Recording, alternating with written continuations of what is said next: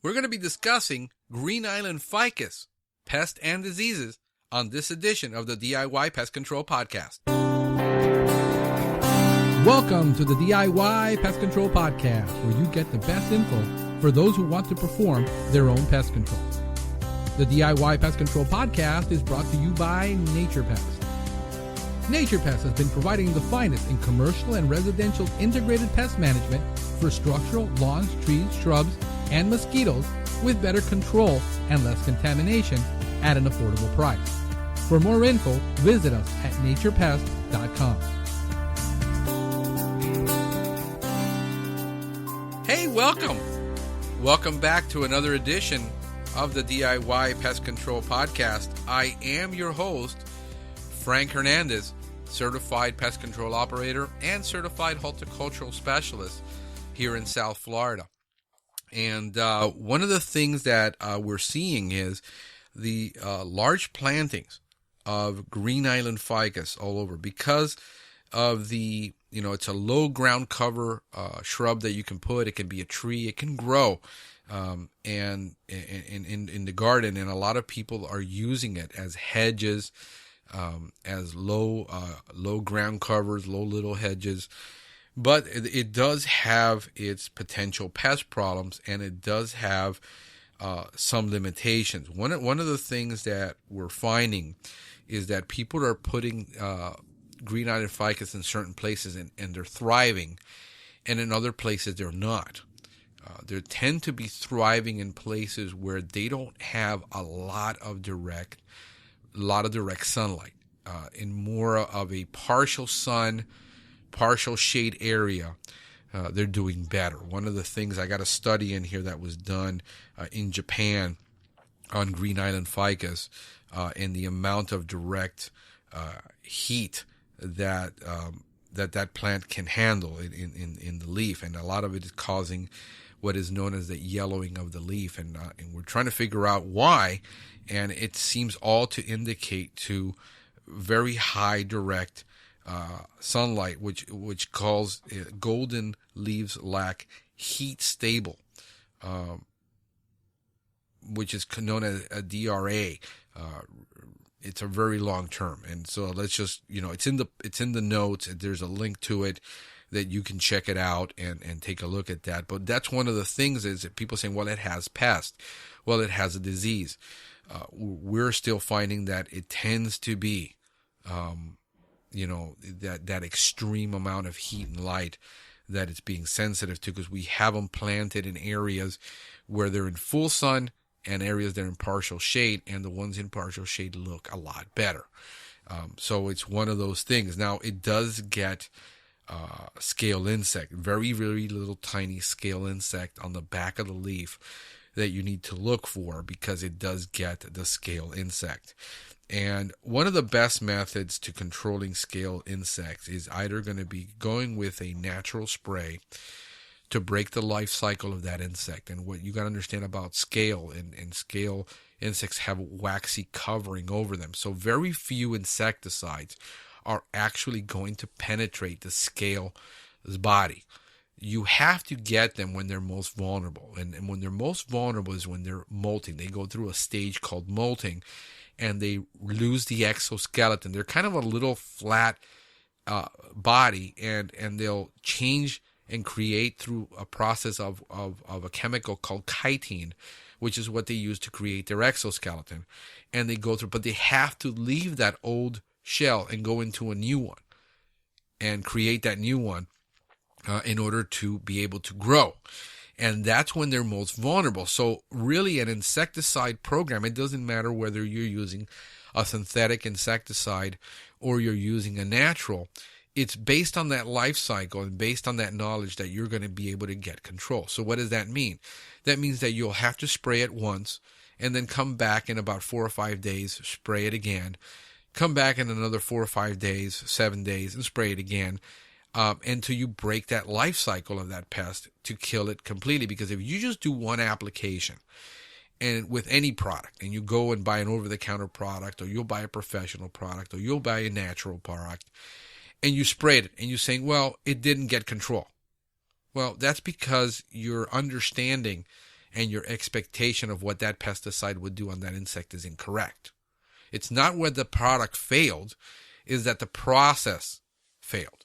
And part of integrated pest management is being able to identify the insect, be able to know how that life cycle works, and then be able to break that insect life cycle. And scale is one of those difficult insects to control because of that. If you have a pest control company come out on a quarterly basis or a bi-monthly basis or on a monthly basis, that doesn't necessarily translate into control. Control is based upon what does it actually take to control that particular insect on that particular plant. And that's going to be, so I recommend using a natural oil, whether it's a horticultural oil, whether it's a mint oil, whether it's a clove oil. These oils will control, whether it's a soap, it will control the insect in its various larval stages. And that's what you need to do. And then you need to inspect to find out if you're actually getting control, and not assume that because you applied a chemical that you're going to get control. The second thing that we're seeing is disease, especially with overhead spraying. A lot of landscapes have overhead spraying. A lot of the time it's required because there's no way to get the water to the plant. Other times it is by bad design. A lot of landscapers do bad design, constantly putting overhead irrigation in a landscape when it's not needed. If you can get the water to the ground is where it's needed. Roots take up the water from the ground. They don't take it up through the leaves. The leaves don't need water. If you're watering in the evening, very bad idea, because that water will sit on that leaf all night long, allowing fungus to be able to grow. So controlling the water is the number one horticultural practice that you have, or cultural practice that you have with any plant species, is controlling the water.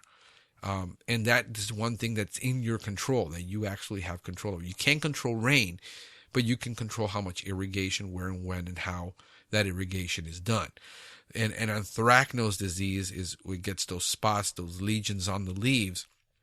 And it's been a problem with, especially in areas that are shaded with a lot of heavy irrigation, or water falling off from a roof line on the plant constantly. It causes, or it increases the amount of susceptibility to fungus like anthracnose. In this case, you're going to have to use a fungicide. It's not an insect, it's a disease, a bacterial disease, and you're going to have to use, whether you use copper.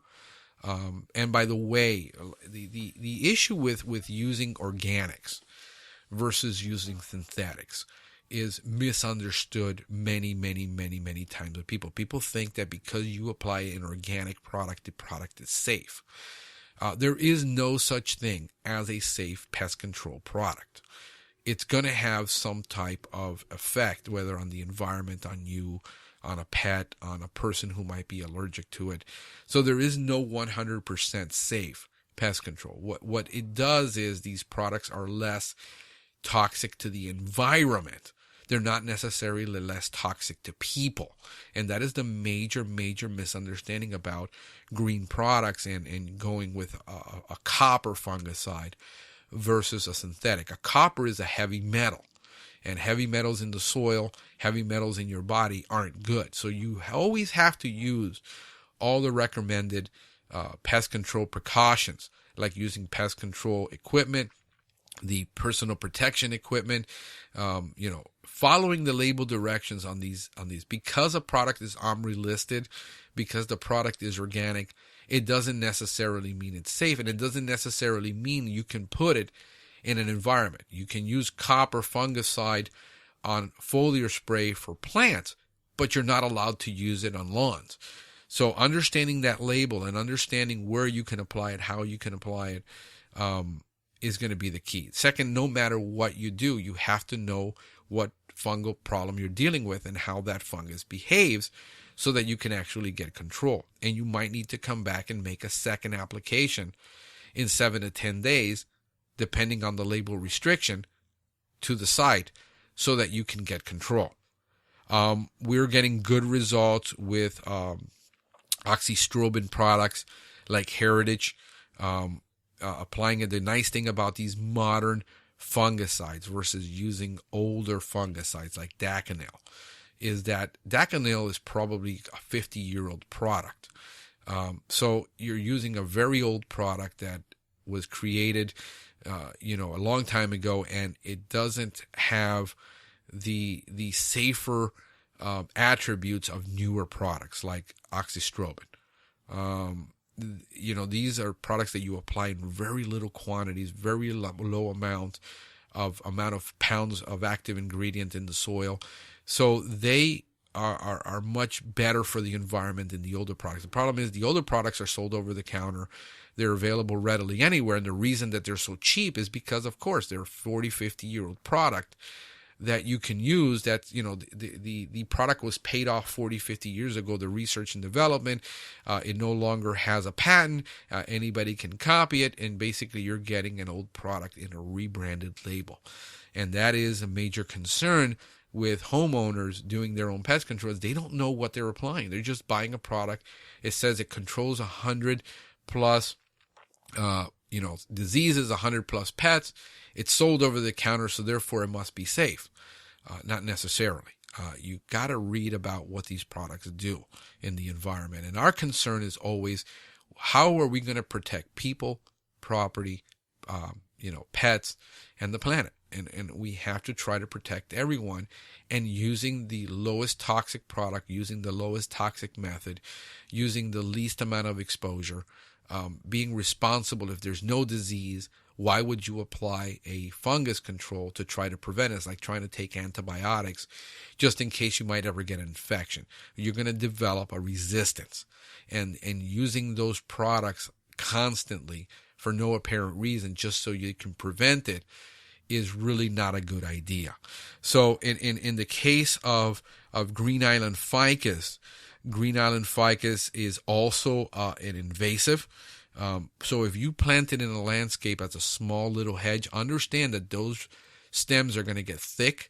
They're going to try to take over your landscape. And if you have other species that you put nearby, over time, in a couple of years, they're going to be encroaching and they're going to be taking over. So it's a great plant, but you have to plant the right plant in the right place. That is the number one thing. If you got to put it in the right soil with the right sun, the right water for it to thrive. It isn't about trying to fix the problem afterwards with a chemical. And that's always what I recommend in my horticultural consulting that we do when we consult people, is you got to really find out where this. And a lot of people, what they do is they make the mistake of telling their landscaper where they want a plant put, and they haven't done any research on that plant, and the landscaper will just go along with it and put it wherever you want. It makes no difference to him. Second, landscapers will make recommendations on plants, and they've never studied the plant. So there's a difference between a landscape architect, a horticultural consultant, and a landscaper who doesn't do any research or has any knowledge. So again, it's not to criticize. It's simply pointing out common mispractices or malpractices in the landscape that later will lead you to say, why is this happening and why can't anyone fix it? And right pruning, you got to be able to prune that plant right. If you're using a hedger, it might look ugly. It might cause some stress to the leaves. So know the right cultural practice, know the right amount of water, know the right amount of light, before you plant a plant like Green Island ficus. And you might have to end up in some areas where we have them. They're thriving, they're tall, they're growing. In other areas, they're stunted, they're not growing, they're yellowing. And it's just simply because they're in that bright sunlight. And that's a major, major problem that we're finding. And we've only been able to find one report on this, on one study that's actually been done, and we have a link to it. Check out the PDF. Check out also the products. We have links there to the products. And as always, folks, read the label instructions before you apply any product. Understand what these products do. That there's no such thing as safe products, and be safe. And then be happy in your garden, performing all kinds of things on your garden. And I hope that this does help you, have a successful experience with Green Island ficus microcarpa in your landscape. Until next time, folks, hey, have a great one. Thank you for listening to the DIY Pest Control Podcast. Please remember that although Franklin Hernandez is a certified and licensed pest control operator in the state of Florida, the content of this podcast is for informational purposes only. You should consult your local and state government or cooperative extension service before performing any pest control service. Remember to always read and follow label directions because the label is the law.